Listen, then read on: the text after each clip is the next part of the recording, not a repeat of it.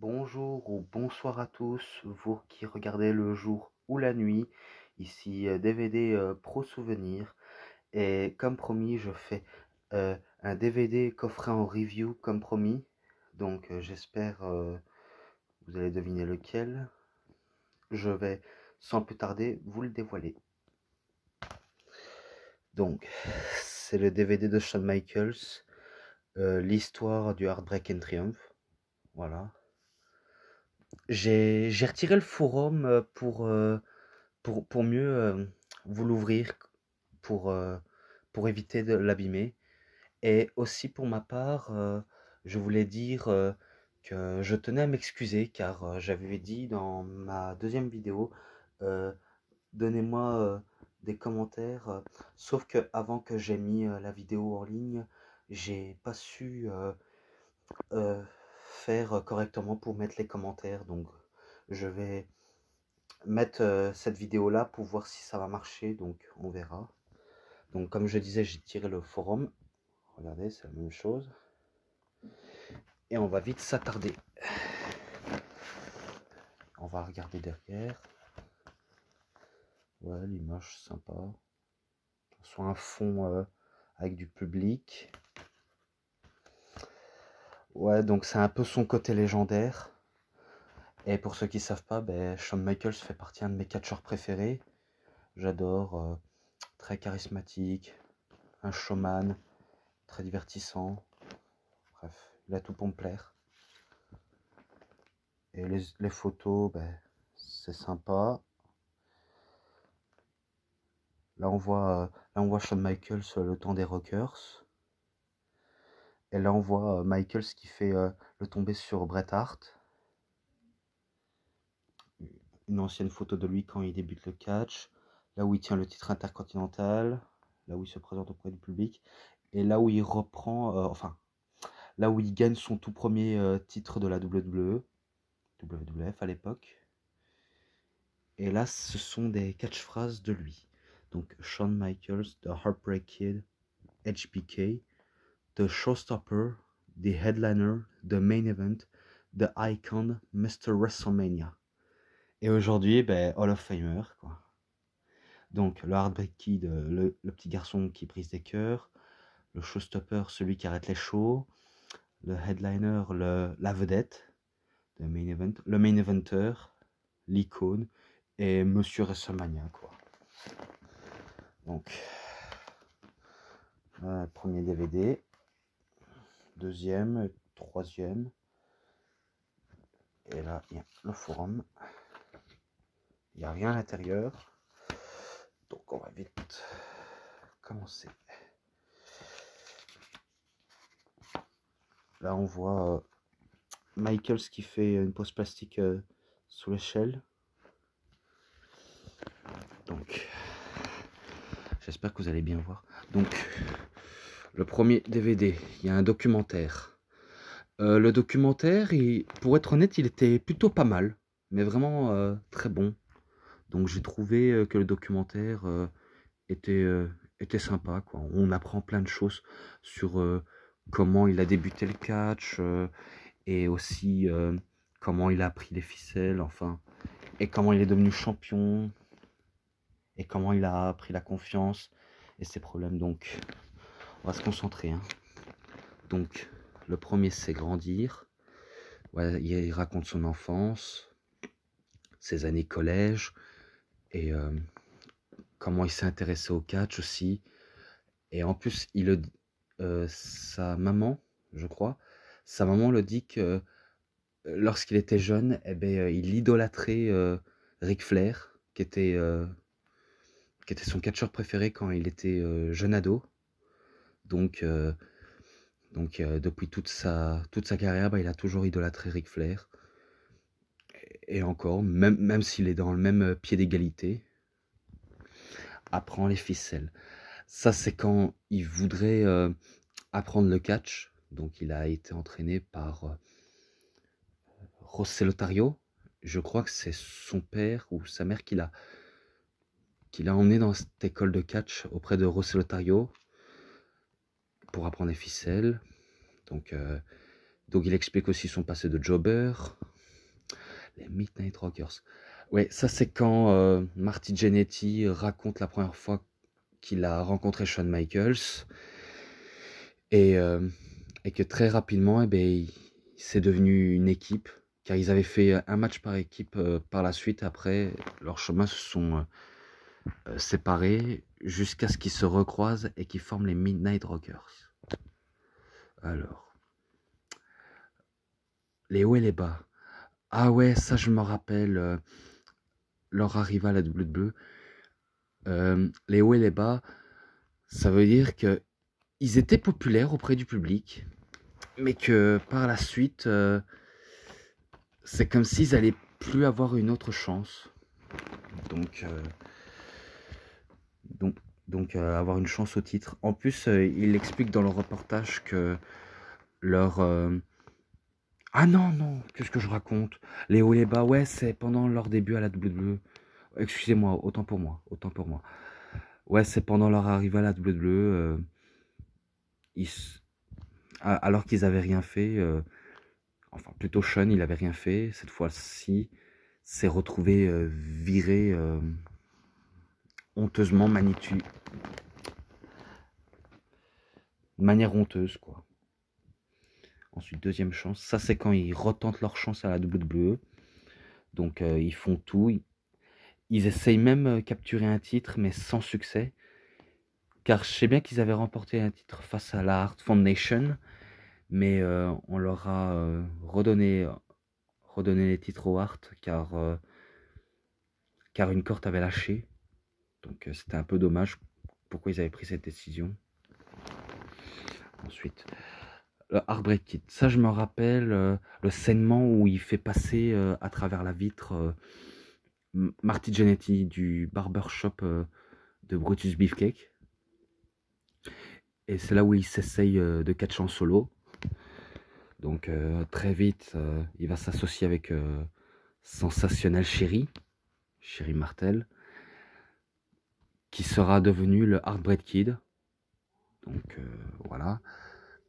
Après, Sherry et lui, Michael se séparent, car maintenant Shawn Michaels n'en avait plus besoin des services de Sherry. Maintenant, il se décide de se payer un garde du corps. Le garde du corps, c'est Kevin Nash, qui était à la WCW sous un autre nom. Peut-être que vous ne connaissez pas son autre nom, mais il s'agit de Vinny Vegas.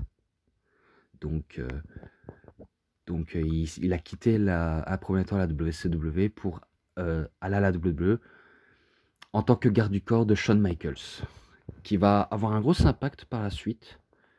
Donc c'était pas mal leur association. Subvention.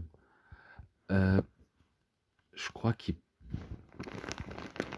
Attendez. Je crois qu'il parle de leur association. Ah non, non.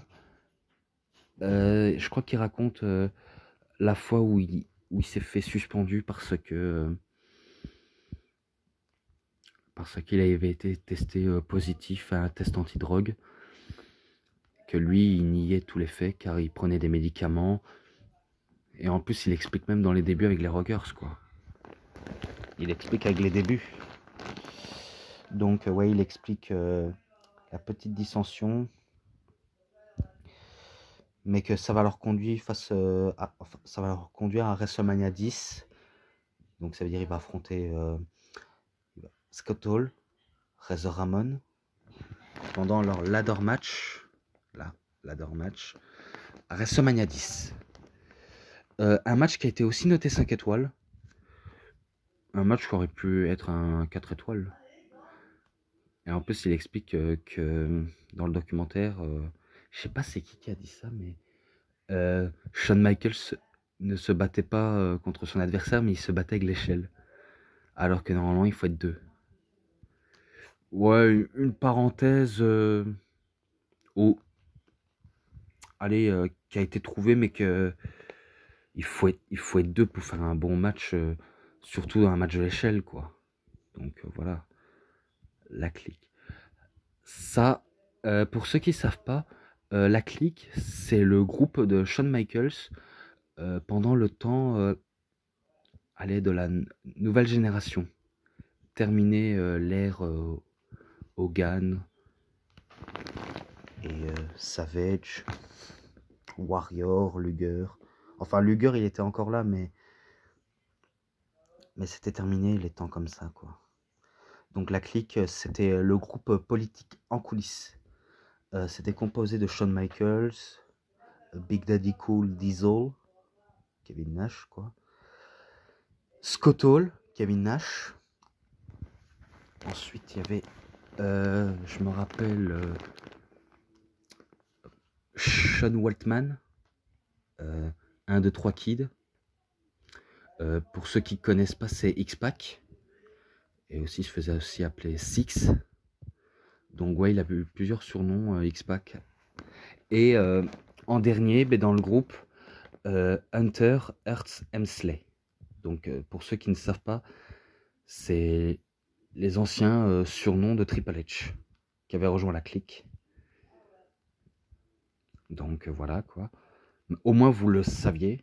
Si vous n'avez jamais vu le documentaire, et encore moins les matchs de Shawn Michaels dans ce DVD, je vous conseille vraiment de l'acheter, car c'est vraiment un très bon coffret, un must-have comme la plupart aiment dire. Combat de poste pour le titre. Je crois qu'il explique la fois où il a affronté Kevin Nash à WrestleMania 11. Ouais, à WrestleMania 11, mais qui n'ont pas été dans le main event. Donc, ils ont trouvé ça un peu décevant qu'il n'a pas fini dans le main event, alors que c'est ce qu'il voulait, lui en tout cas. Mikao. Alors, Mikao, ça, il explique à la fois où il s'était fait mettre KO dans un bar. Ouais, il s'était fait agresser. Il s'était retrouvé à l'hôpital, mais il explique qu'il n'a pas été si tabassé que ça, quoi. Donc, voilà. Mais après, il s'en est tiré, qu'ils ont même fait un scènement où Shawn Michaels tombe dans les pommes et qu'ils font venir un brancard pour le secourir, quoi. Rêve d'enfance. Rappel. Alors, rêve d'enfance. Là, il dit que dans ce documentaire, Shawn Michaels, là, il dit qu'il s'est entraîné d'arrache-pied, qu'il a fait de la corde, enfin, la corde à hauteur. Il a fait des tractions, il a fait la route vers les bars. Vous voyez les barres de traction dans les parcs d'attraction, dans les parcs pour enfants, un peu comme ça. Il a couru dans les bancs, il a tout fait pour arriver là. Rappel, c'est pareil. Donc il devient champion. Il laisse quelques bons matchs en 96. C'est rare pour être souligné. Donc il enchaîne des bons matchs avec des adversaires peut-être prestigieux. Et il tente tout. Problème d'un champion. Là, il explique ses problèmes de champion. Car il faut savoir qu'à l'époque, même si vous n'êtes peut-être pas été né, même moi non plus en tout cas, mais pourtant c'est un truc, ça m'a étonné. Il faut savoir qu'à l'époque, Shawn Michaels, il avait une réputation de diva. Donc ça veut dire il était mal aperçu par ses collègues.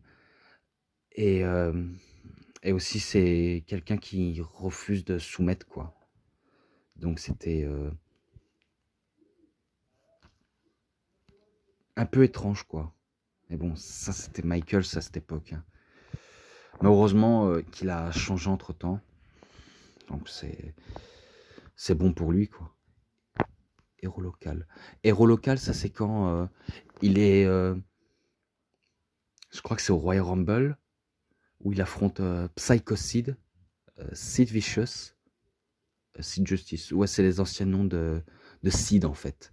Donc il bat Sid pour devenir champion de la WWE à nouveau. J'ai perdu le sourire.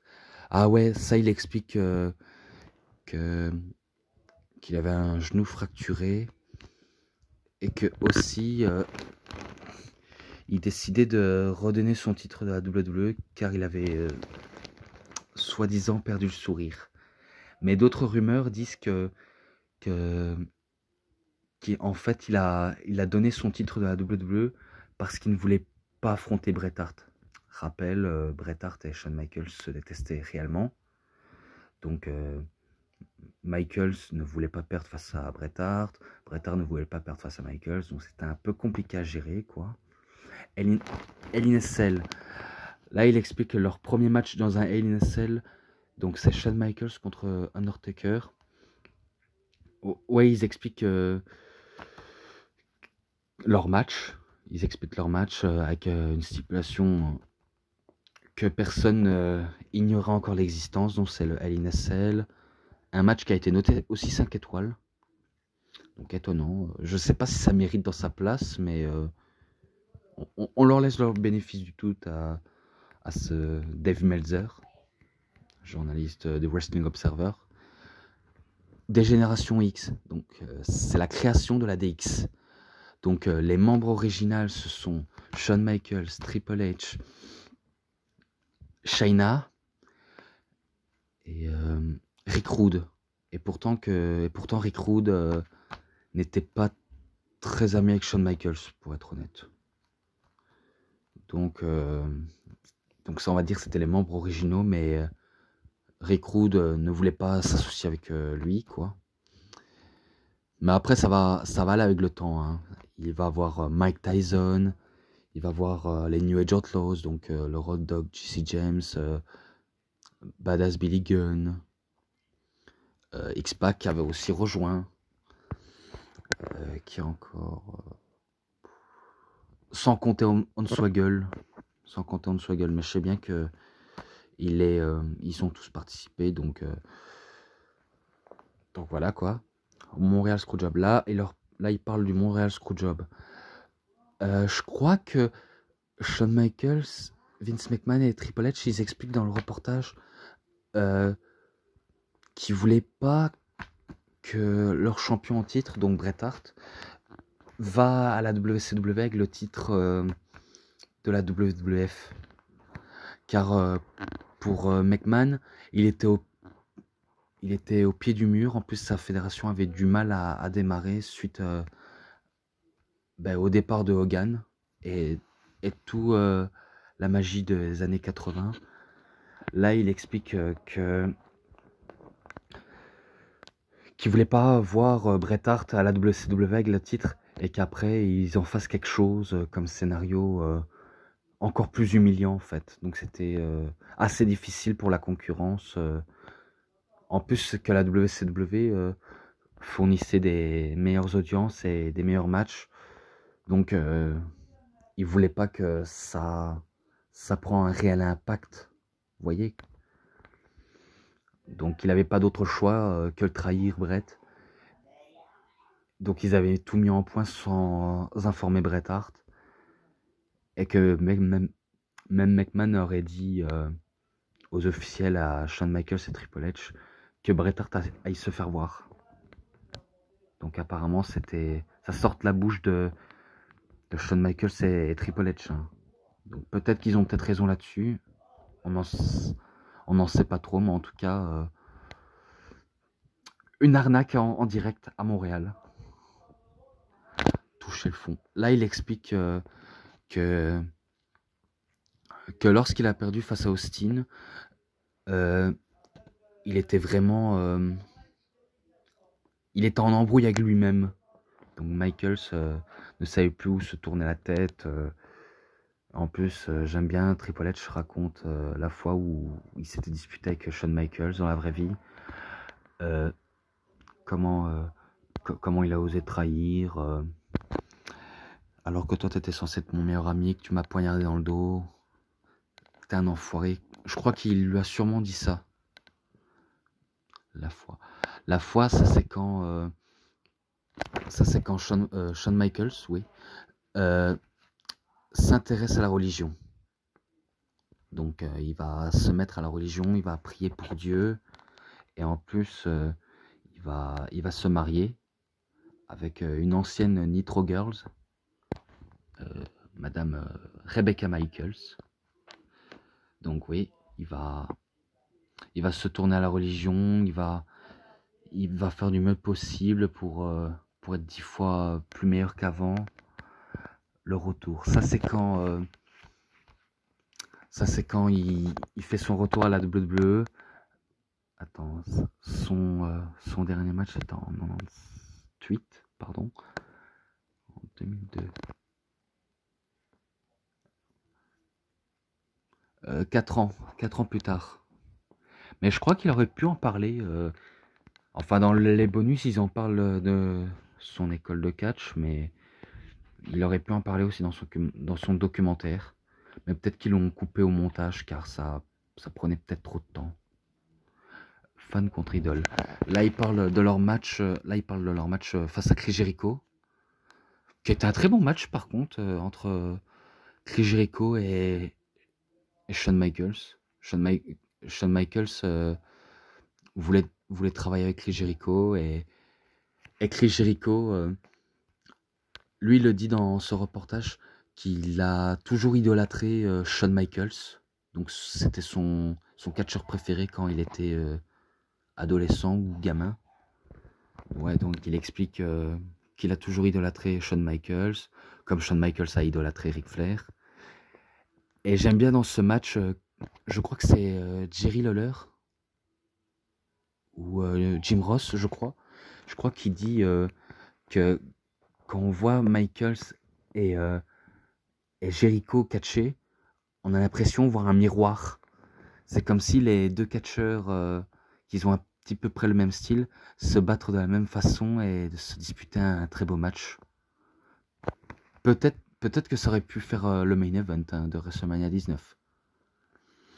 Mais bon, mais au moins un très sympa match. Donc il n'y a rien à dire du tout. Et de l'autre. Ça c'est des bonus. Je crois qu'il y en a. Je sais bien qu'il y en a d'autres. Hein. Mon frère. Ah oui. Ça je me rappelle quand il se déguise en Hulk Hogan et qu'il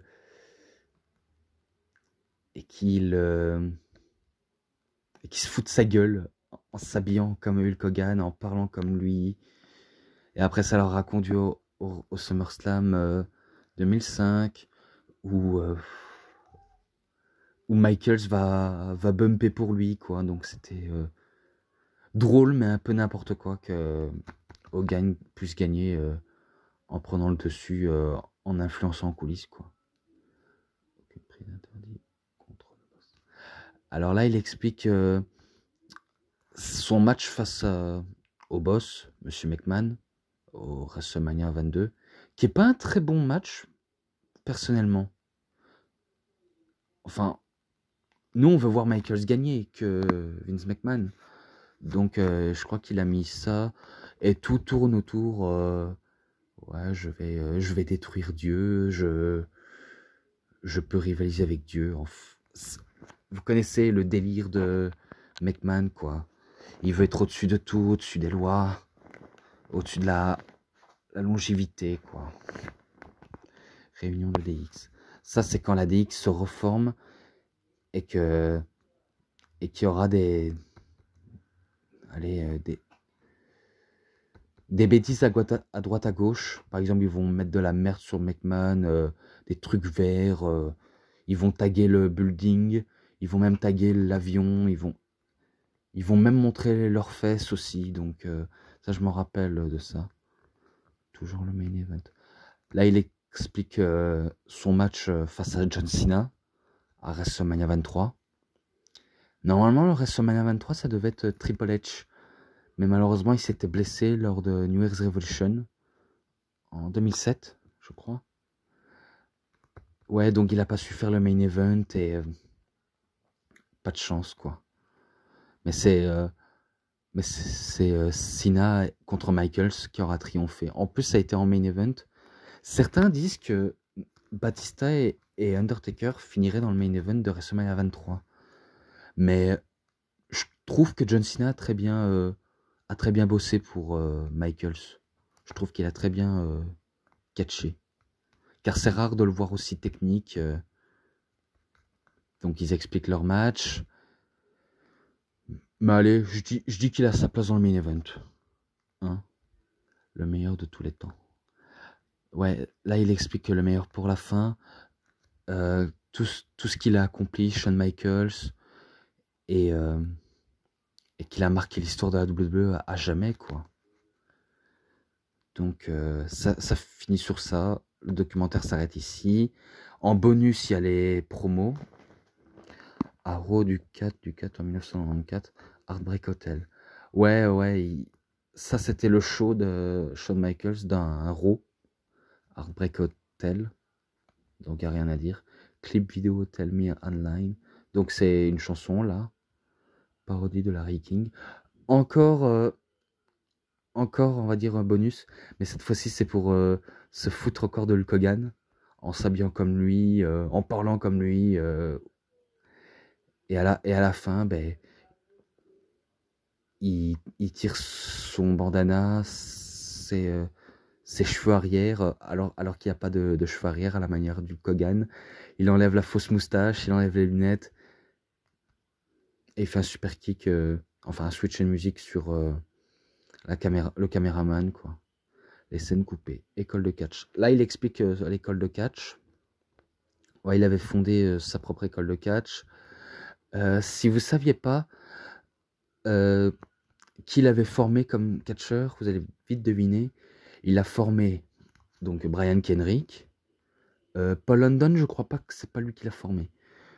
Lance Kate, donc celui qui catch avec Trevor Murdoch, si vous saviez qui c'est. Et je crois que c'est Jimmy Wang. Si vous savez pas qui est Jimmy Wang, c'est un catcheur japonais qui avait une gimmick de cowboy, quoi. Un cowboy japonais. Et le dernier, ben, il a été entraîné par Dean Malenko, mais aussi par Shawn Michaels. Donc, si vous me demandez ça, c'est pas pour rien, c'est la vérité. Shawn Michaels avait déjà formé Daniel Bryan avec Dean Malenko, quoi. Donc, voilà. Parce que j'ai un ami qui dit le contraire et que moi, je suis obligé de tout mettre en détail et en ordre, quoi. Donc, j'espère qu'il regardera cette vidéo et qu'il verra un peu plus clair, quoi. Professeur de culte. Ouais, professeur de culte, ça c'est quand il explique que c'est un bon professeur dans la religion. Expédition Colorado. Ça c'est quand il va dans la montagne de Colorado, qui est le plus grand de tous les catcheurs. Ben, le plus grand de tous les catcheurs, ben, c'est lui direct, Michaels. Le blagueur du lycée. Ouais. Ça c'est les histoires entrevues. Peut-être pas intéressant, mais qui apprend plus, quoi. Donc, ouais, c'était un blagueur du lycée, chaud du lycée. Ben, ils avaient fait du catch dans leur lycée. Lui avec son meilleur ami, un certain Kenny. Et qu'à la fin, ils se sont fait punir. Le blouson de l'université. Ça, il explique à cette époque qu'il était quand même aussi un peu odieux. Odieux qui veut dire imbuvable, quoi. Donc, c'était un peu ça qu'il avait pris un peu la grosse tête. La vie de maman.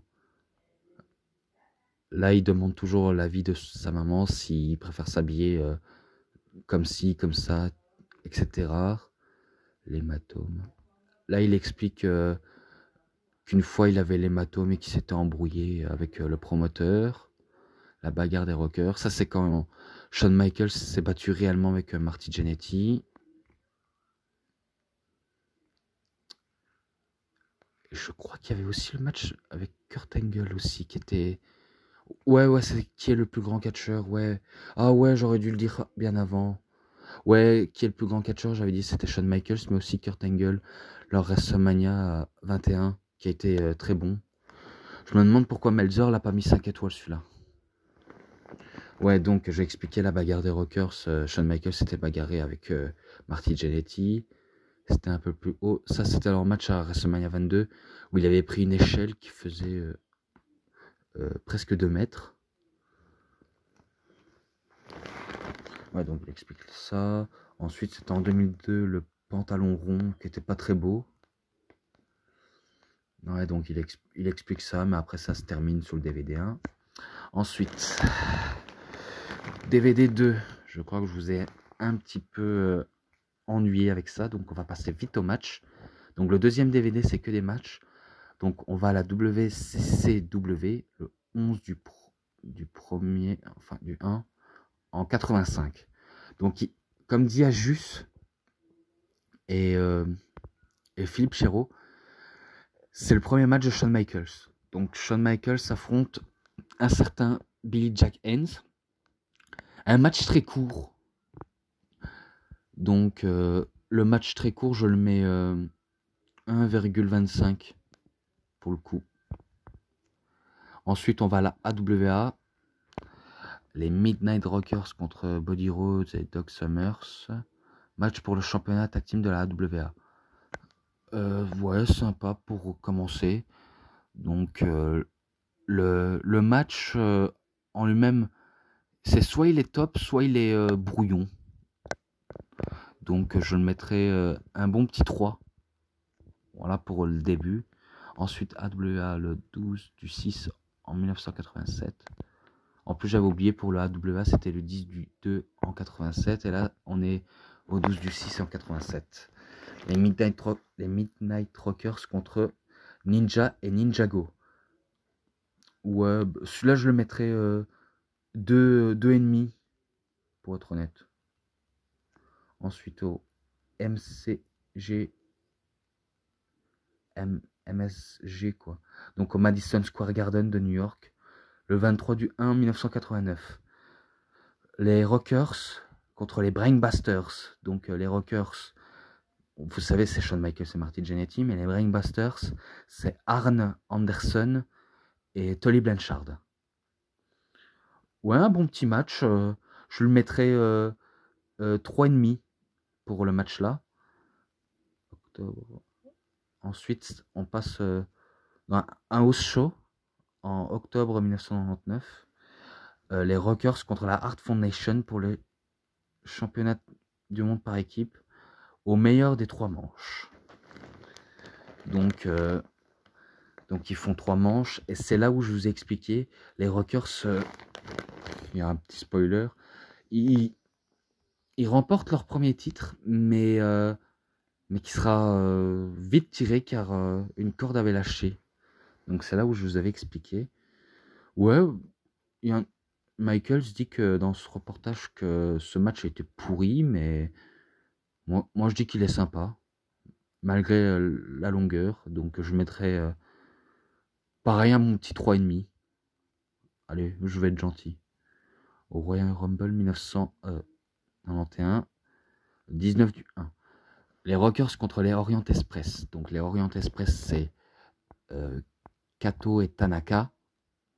Donc ils battent les Orient Express. Donc je mettrai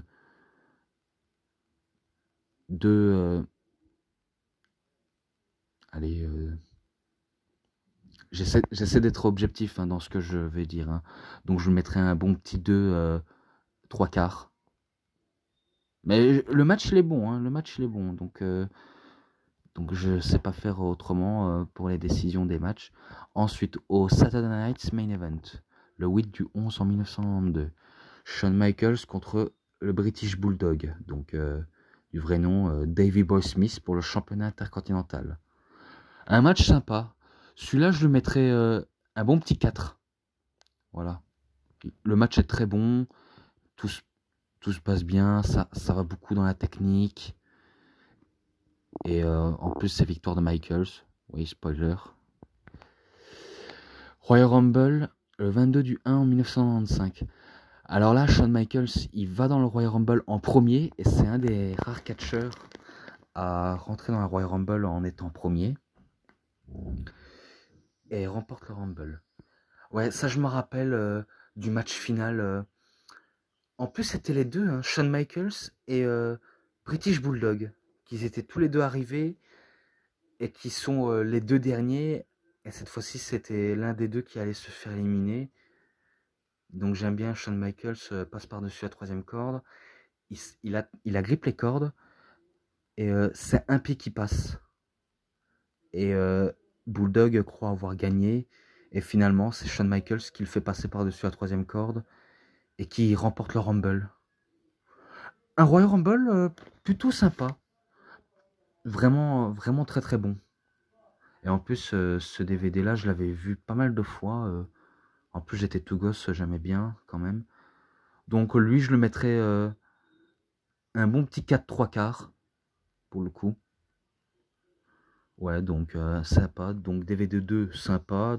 DVD 1, pareil, pour le documentaire. Et par contre, pour le DVD 1, je mettrais 4,5. 4,5. Parce qu'il est très bon. J'aurais pu lui donner un petit 5, mais je lui mettrais 4,5 pour le coup. Ensuite, on passe au troisième DVD. Alors, ensuite, troisième match, enfin troisième DVD avec des matchs. In Your House 23 du 7 en 1995. Shawn Michaels contre Jeff Jarrett pour le championnat intercontinental. C'était un bon match, un bon petit match pour le coup. Donc, je mettrais 3/3 pour le match. Parce qu'il est, il est pas mal, quoi. Mais sans plus, mais autrement, il est pas mal. Il est pas mal. Ensuite, au King of the Rings 23 du 6 en 1996, Shawn Michaels contre The British Bulldog, Davey Boy Smith pour le championnat de la WWE. Ouais, un match pas mal, il se passe tout dans ce match. Et à la fin, bah, c'est Shawn Michaels qui remporte le match. Et qui a intervention, il y a l'intervention d'Owen Hart, il y a intervention de Vader. Et après, ben, il y a l'intervention de Ultimate Warrior pour sauver le show, quoi. Donc voilà, un petit spoiler pour ce match-là, mais autrement, vous voyez, il y a pas des matchs pourris, ni des matchs moyens, c'est que des bons matchs, quoi. Ensuite, à Raw, le 29 du 12 en 2003. Shawn Michaels contre Triple H pour le championnat du monde poids lourd. Pareil, pour un match à Raw, certains diront que ça va pas au-delà de leur premier affrontement au SummerSlam, mais il est pas mal, il est vraiment pas mal. Donc je le mettrai, je sais pas si j'avais dit pour le King of the Ring, mais j'avais mis, non, ouais j'avais oublié, je vais revenir au King of the Ring, donc je lui mets un 3,5, et pour l'affrontement avec Triple H, je mettrai un bon petit 4, pour le coup. Ensuite, à Raw, le 12 du 3 2005. Les Rockers, donc c'est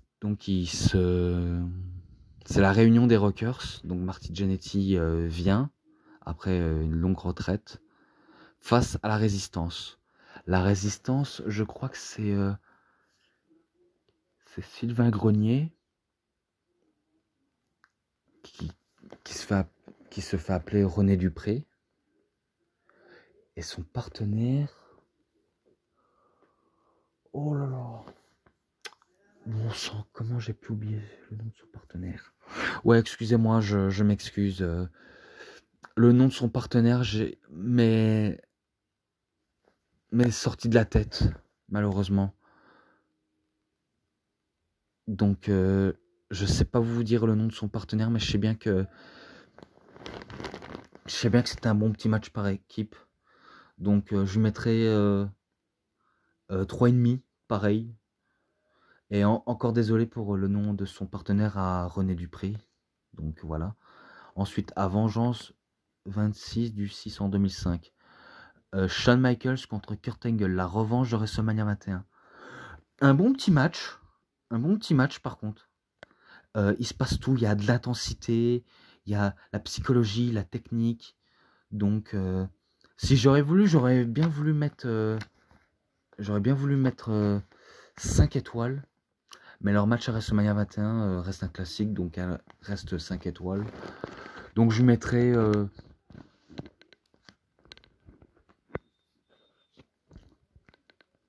allez, je vais mettre 4,5. Car leur match à WrestleMania 21 reste quand même bon et que c'est un classique. Ensuite, le dernier, pour achever le programme. À Raw, le 23 du 4 en 2007. Shawn Michaels contre John Cena. La revanche de WrestleMania 23, où le titre n'est pas en jeu. Alors là, c'est un des meilleurs matchs de la carrière de John Cena. C'est pas la première de Shawn Michaels, mais c'est l'un des tout meilleurs matchs que John Cena a participé. En plus d'un Raw. En plus, c'était à Londres. Shawn Michaels et John Cena combattent pendant 1 heure. Et il se passe comme de tout. Il n'y a pas beaucoup de technique de la part de John Cena qu'à WrestleMania 23. Mais au moins, il tente. Il tente et il se démerde comme il peut. Ouais, en plus, à la fin, il finit épuisé. Mais c'était un très très bon match, quoi. Vraiment un très bon. Donc si vous pensez que c'est un des meilleurs matchs de la carrière de John Cena, je serais d'accord avec vous. Autrement, c'est un des meilleurs matchs de la carrière de Cena. Donc ce match, alors, l'heure de vérité. Ben, ce match, je lui mets... allez, un bon petit 4... 4 allez, 4,50. Ouais, j'exagère, hein, j'exagère au niveau des calculs, mais bon, moi, j'ai été direct avec ce DVD. Donc voilà, je crois que ça vous a peut-être plu, la petite review de Shawn Michaels Heartbreak and Triumph. En plus, c'est un très bon coffret. En ce moment, je crois qu'il est toujours sur Amazon. Donc si ça vous tente de l'acheter, vous pouvez vraiment l'acheter. Et pourtant, je vous dis, je ne connais personne qui l'a aimé. Il y en a qui l'ont aimé, mais il y en a qui n'ont pas forcément surkiffé. Mais après, c'est subjectif. Hein. Moi, Shawn Michaels, c'est un de mes catcheurs préférés. Qu'on l'aime ou qu'on l'aime pas, ça reste quand même un très bon coffret. Et aussi un très bon catcheur qui continue à faire rêver des jeunes aujourd'hui. Donc voilà, donc j'espère que ça vous a plu, la review sur Shawn Michaels Heartbreak and Triumph. J'attends de savoir si ça vous plaît. Mais maintenant, je crois que c'est à vous de décider. Maintenant, je vais faire forcément une review de votre part si jamais j'arrive à activer allez, les commentaires, parce que c'est vrai que c'est pas très malin de ma part, mais je vais retenter. Donc merci pour tout, c'était DVD Pro Souvenir. On se voit dans peut-être un jour ou deux. Allez, à plus, bonne soirée, bonne journée à tous.